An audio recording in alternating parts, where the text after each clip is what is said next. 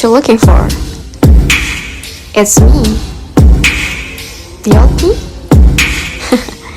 It's a style.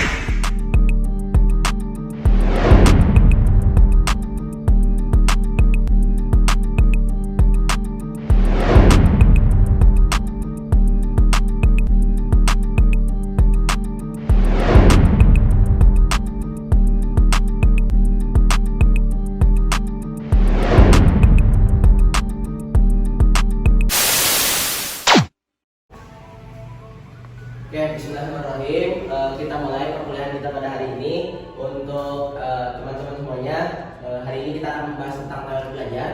Nah, menurut teman-teman sendiri, apa aja sih teori belajar yang teman-teman ketahui gitu ya?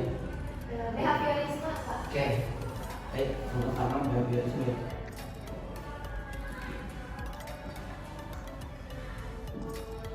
Ada lagi?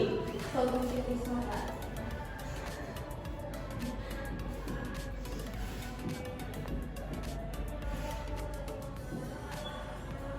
Ada lagi?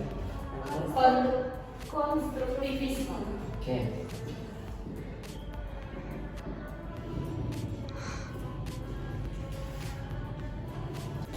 Nah, dalam pembelajaran kita kali ini, saya ingin membagi kalian ke dalam tiga kelompok gitu ya.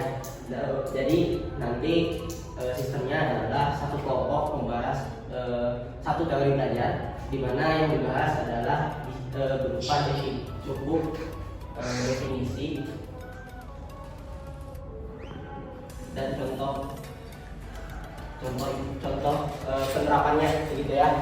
Nah, untuk kelompok sebelah sini membahas tentang behaviorisme, yang di tengah membahas kognitivisme, dan yang di sebelah kanan saya membahas yang konstruktivisme.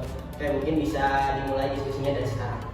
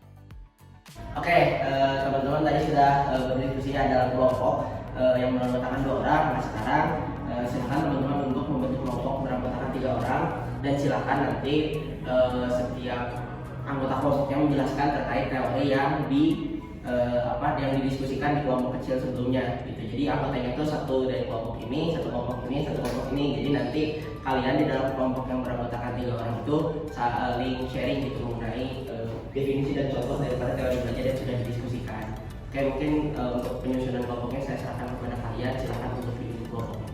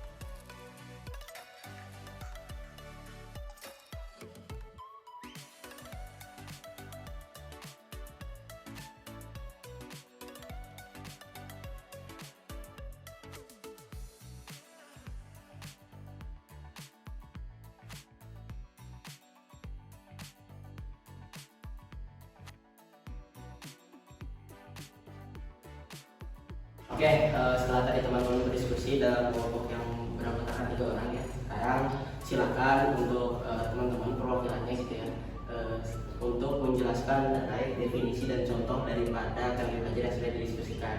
Nah, silakan dari kelompok ini menjelaskan satu tentang behaviorisme, definisi behaviorisme yang dari sini dijelaskan contoh behaviorisme, yang ini contoh kognitivisme, yang ini definisi kognitivisme. Nah, untuk yang konstruktivisme, yang ini definisi yang dicontoh, bisa dipahami?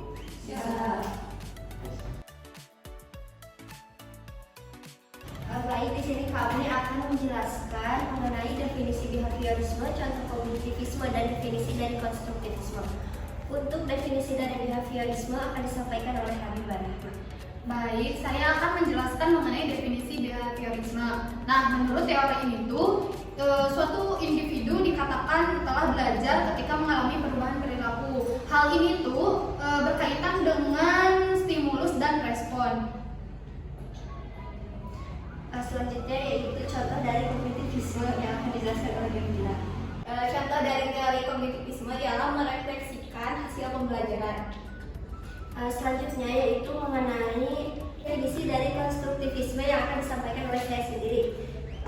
Siswa disebut belajar jika siswa secara aktif mengkonstruksi pengetahuan mereka dari pengalaman. Nah, konstruktivisme ini ada 2 jenis. Yang pertama yaitu individual dan yang kedua yaitu sosial. Konstruktivisme individual berarti siswa mengkonstruksi pengetahuannya secara individu. Sedangkan untuk sosial yaitu berarti menekankan interaksi sosial dalam pembelajaran. Mungkin sekian hasil diskusi dari kelompok kami. Terima kasih.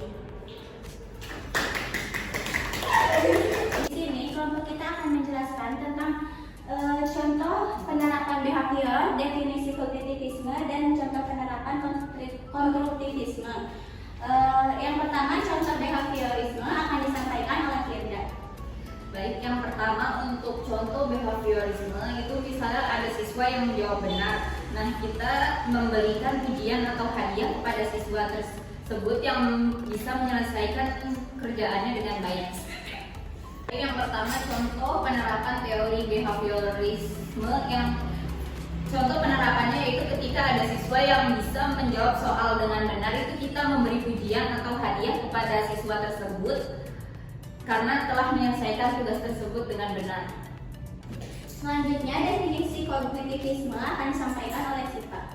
Baik, definisi kognitivisme ini adalah teori dalam psikologi yang mempelajari tentang bagaimana individu memproses informasi, memahami, dan mengingat pengetahuan.